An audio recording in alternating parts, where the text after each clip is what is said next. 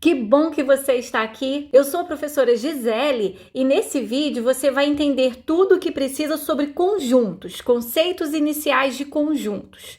Conjunto dá uma ideia de coleção. Então, toda coleção de objetos, de pessoas, de animais ou de coisas constitui um conjunto. Por exemplo, ao organizar uma lista de amigos para uma festa, esses amigos formam um conjunto. Ao reunir um material escolar ou formar um time. Então, aí nós temos exemplos de conjuntos. Então, num conjunto de objetos, por exemplo, cada objeto é chamado de elemento. Por exemplo, o conjunto de vogais do nosso alfabeto. Quais são os elementos desse conjunto? A, E, I, O, U. São as vogais. As 5 vogais são os elementos que formam o conjunto de vogais. Se eu falar qual é o conjunto dos números ímpares naturais inteiros, então começaria por 1, 3, 5, 7 e assim por diante. No caso, nesse segundo exemplo, a quantidade de elementos é infinita. E agora vamos falar das representações de um conjunto. Primeiro, temos que lembrar que os conjuntos, para nomear esses conjuntos, nós utilizamos letras maiúsculas do nosso alfabeto e adotamos letras minúsculas para representar os elementos. Então, se eu quiser representar um conjunto, existem 3 maneiras: por extenso, por uma regra ou lei de formação, ou por figuras. Vamos ao exemplo das vogais do alfabeto. Por extenso, como ficaria? Eu vou chamar esse conjunto de conjunto A. Então, eu vou representar pela letra maiúscula A. E aí, eu vou colocar aqui essas vogais entre chaves e separados por vírgula ou por ponto e vírgula. Então, fica A, E, I, O e U. Aqui estão todos os elementos desse conjunto e eu fecho aqui as chaves. Agora, vamos representar esse mesmo conjunto por uma regra ou lei de formação. E aí eu vou colocar novamente o A, que é o nome do conjunto, vou abrir também a chave e vou colocar aqui uma propriedade que caracterizam esses elementos. E aí é usual colocar assim, ó, x barrinha x. O que significa essa barrinha? Significa tal que. X tal que x significa que é um elemento qualquer, tal que esse elemento é vogal, e aí eu vou escrever, é vogal do nosso alfabeto. E fecho a chave. Então, quando eu leio aqui, ó, x tal que x é vogal do nosso alfabeto, automaticamente já sei que estou falando desses elementos que eu escrevi aqui por extenso. Agora, vamos representar da terceira forma, por figuras. E aí, eu vou utilizar o diagrama de Venn. O diagrama de Venn foi desenvolvido pelo matemático inglês John Venn. E através dele, a gente mostra os elementos por imagem. Então, eu vou colocar aqui um conjunto, tá? Vou cercar aqui os elementos. Esse é o conjunto A. E aqui dentro eu vou colocar A, E, I, O e U. A gente utiliza até um pontinho assim perto de cada elemento no diagrama de Venn. Agora aqui eu coloquei outros exemplos de conjuntos. Vamos ver o que é o primeiro. Conjunto das consoantes da palavra avião. Na palavra avião, a única consoante é essa daqui. Então, por extenso, como fica? Aqui eu chamei o conjunto de A, né, maiúsculo, e dentro da chave eu coloquei o V, minúsculo, que é elemento desse conjunto. Tem um único elemento nesse exemplo. Vamos ao segundo exemplo. Conjunto dos números naturais pares. Aqui eu representei, chamei esse conjunto de conjunto B e eu utilizei a segunda forma de representação de conjunto, né? Mostrando uma propriedade dos elementos. Eu coloquei B pertence aos naturais, tal que, essa barrinha, tal que B é um número par, B é par. Então, B pertence, esse ezinho aqui é o símbolo de pertence, vamos falar dele daqui a pouco. Pertence ao conjunto dos números naturais, tal que B é par.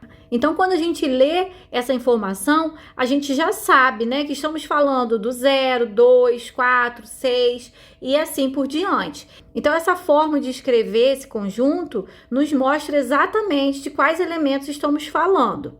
Vamos ver esse terceiro exemplo. Conjunto dos estados da região norte. E nesse terceiro exemplo, eu usei o diagrama de Venn para representar. Então, eu coloquei aqui o diagrama e coloquei os estados da região norte aqui dentro, né, com um pontinho ao lado. E eu chamei esse conjunto de conjunto C. Coloquei um C maiúsculo aqui próximo ao conjunto. Agora, vamos falar da relação de pertinência. O que é relação de pertinência? São símbolos que nós utilizamos para relacionar elemento com conjunto. Se um elemento pertence ou não pertence àquele conjunto. Então, o símbolo de pertence, como eu falei anteriormente, é esse ezinho. E o não pertence é o ezinho cortado. Vamos ver como que aplica essa relação.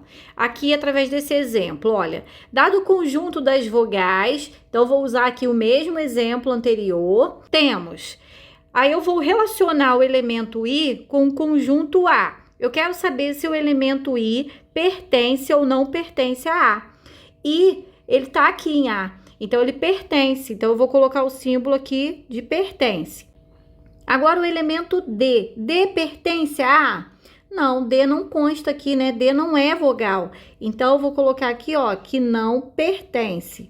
E o X? X pertence ao conjunto A? X também não está aqui em A. Então, X não pertence a A. Dessa maneira, a gente utiliza a relação de pertinência, né? Sempre relacionando um elemento com um conjunto. Agora, vamos ver quais são os tipos de conjunto.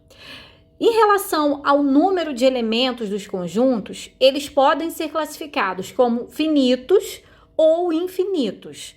Então, um conjunto ele é finito quando é possível contar os seus elementos. Quando eu falo contar, significa que eu chego ao fim, né? Eu consigo contar e finalizar a minha contagem. Então, retomando o exemplo das vogais do alfabeto, o conjunto A das vogais é um conjunto classificado como um conjunto finito. Então, aqui eu tenho um exemplo de conjunto finito. Agora, vamos ver o que seria o infinito. O conjunto infinito é quando ele não é finito, ou seja, não é possível contar todos os seus elementos e finalizar a contagem. Então, nesse caso aqui, podemos dar como exemplo o conjunto B, que é um conjunto dos números naturais ímpares. Qual seria o conjunto B? Vamos fazer aqui por enumeração dos seus elementos. Os números naturais ímpares. Quais seriam? 1, 3, 5, 7, 9. E esse conjunto é infinito. Então, eu uso as reticências aqui, olha, para indicar que o conjunto é infinito, né? Não é possível contar a quantidade de elementos que ele possui. Agora eu vou fazer uma observação importante. Quando você vê essa notação aqui em algum livro, ó, N de A. O que significa N e A entre parênteses? Significa que é a quantidade de elementos do conjunto A. Qual a quantidade de elementos desse conjunto A? São 5 elementos. No caso do conjunto infinito, não tem como descrever o número de elementos. Agora vamos falar sobre o conjunto unitário. Um conjunto ele é unitário quando ele é formado por um único elemento. Então, se eu disser assim, o conjunto C, x tal que x é um número natural maior que 6 e menor que 8. O número natural maior que 6 e menor que 8 só tem um, que é o número 7. Então, eu vou dizer que o conjunto C é formado por apenas um elemento, que é o 7. Certo? Esse conjunto é um conjunto unitário. E por fim, aqui o conjunto vazio é aquele que não possui elementos. Ele é representado ou, vamos chamar aqui de conjunto D, ou por duas chaves assim, puras, ou então com uma bolinha cortada ao meio. Se eu disser que o conjunto D é x tal que x é um número natural menor que 0, não existe número natural menor que 0. né? Menor do que zero seria um número inteiro ou racional. Natural, não. Então, não existe elemento nesse conjunto e aí eu represento dessa forma ou dessa. Vamos falar agora de subconjuntos. Um conjunto A ele é considerado um subconjunto de um conjunto B quando qualquer elemento de A também pertence a B. Então, vamos analisar esse exemplo aqui. O conjunto A formado por 1, 3 e 7 são os seus elementos. E o conjunto B, 1, 2, 3, 5, 6, 7 e 8. Dessa forma aqui, eu posso dizer que o conjunto A ele é subconjunto de B. Por quê? Porque qualquer elemento dele, ó, está também em B. O 1, o 3 e o 7. Então, o conjunto A é subconjunto de B. Tem algumas situações, contextos, problemas que vão aparecendo depois, onde todos os conjuntos considerados são subconjuntos de um mesmo conjunto, um conjunto maior, que é chamado de conjunto universo e é representado pela letra U. Geralmente nas questões vão aparecer assim: considere o conjunto universo o conjunto dos números racionais, ou considere o conjunto universo o conjunto dos números inteiros, que é um conjunto maior. E aí vamos observar esse exemplo aqui, olha. Vamos considerar o conjunto universo, o conjunto Z, que é o conjunto dos números inteiros. Aí eu tenho o conjunto A formado por esses elementos e o conjunto B por esses elementos aqui. Olha como eu desenhei esses dois, né? Eu fiz o diagrama dos dois elementos, sendo que eu estou observando que o menos 1 e o 2, eles pertencem aos dois conjuntos. Então, eu coloquei de forma que eles estejam aqui, ó, dentro dos dois conjuntos. E esses dois conjuntos pertencem a um conjunto maior, que é o conjunto dos números inteiros. Vamos pensar aqui numa outra situação em que se usa o conjunto universo. Considere o conjunto universo igual a n dos naturais, números naturais. E considere essa equação aqui, ó, x mais 3 igual a 1.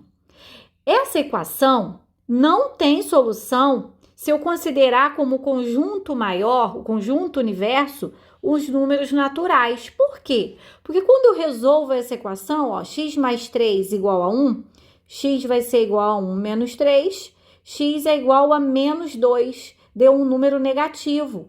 Então, eu posso dizer que essa equação não tem solução se eu considerar o conjunto universo como o conjunto dos números naturais.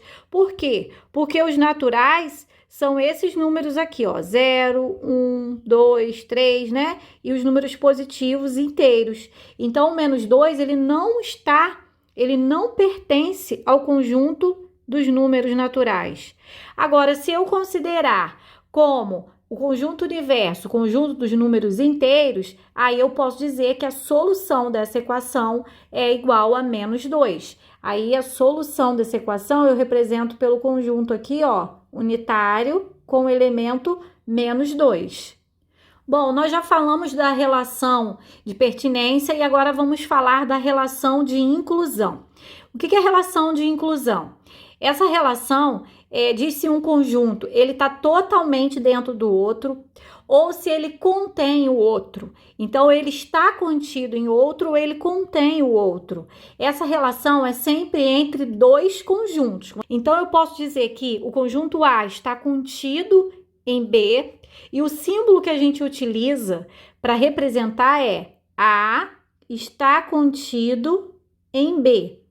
E se o A não estiver contido em B, se todos os seus elementos não estiverem em B, eu vou dizer que A não está contido em B. Eu uso esse símbolo cortadinho ao meio.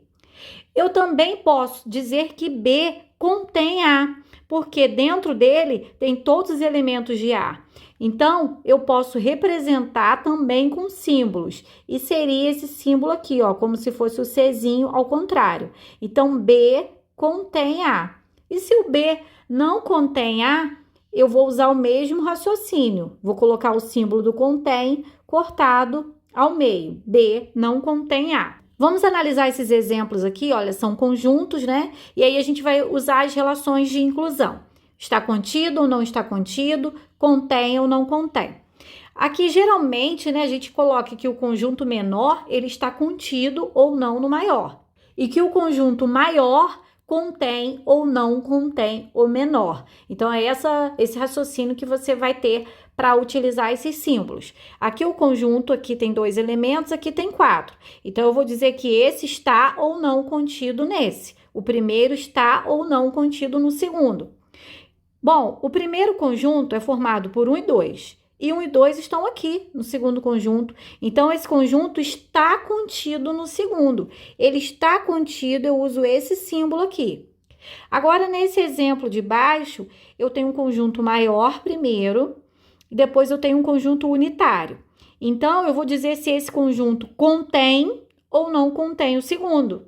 Esse conjunto contém o segundo? Sim, porque o segundo é só o 8, ó, e ele está aqui. Então, ele contém. Vou usar o símbolo aqui de contém. Agora, vamos ver esse exemplo aqui. A e B é um conjunto com 2 elementos, e aqui eu tenho outro conjunto com 4 elementos. Então, esse conjunto, ele pode ou não estar contido no segundo. Então, ele está contido? Está, ó, A e B, A e B. Então, eu vou dizer que ele está contido, vou usar o símbolo de estar contido. E aqui, esse conjunto maior pode conter ou não esse conjunto menor. E ele contém, tá vendo? Porque é o elemento U. Então, esse conjunto contém o segundo conjunto. E agora vamos falar sobre umas propriedades, algumas observações em relação à relação de inclusão, de estar contido, de não estar contido, de contém, não contém. Um conjunto sempre é subconjunto dele mesmo, né? Se os dois conjuntos têm os mesmos elementos, então eu posso dizer que ele é subconjunto dele próprio. Se um conjunto é subconjunto de outro e vice-versa, então eles são iguais. Sim, se o primeiro contém o segundo contém o primeiro, então eles possuem os mesmos elementos, então eles são iguais. E aqui uma outra relação, que é a transitiva, olha só. Se A está contido em B e B está contido em C, então eu posso dizer que A está contido em C. Vamos analisar isso, olha. Digamos que tem um conjunto A aqui formado pelo elemento 2. Um conjunto B formado pelos elementos 2 e 3. E um outro conjunto C formado pelos elementos 2, 3 e 4. Olha, se A está contido em B, A está contido em B, ele está aqui. E o conjunto B está contido em C, o conjunto B também está em C. Consequentemente, o A está contido em C. Sim, o A está contido em C. Então, essa é a propriedade que chamamos de transitiva. E uma outra observação é que o conjunto vazio, ele é considerado subconjunto de qualquer outro conjunto. E para finalizar essa aula, vamos falar agora sobre a igualdade de conjuntos. E para poder explicar isso, eu coloquei 2 conjuntos, conjuntos A e B. Vamos analisar. O conjunto A é o seguinte: X, tal que X, é vogal da palavra livro. Quais são as vogais da palavra livro?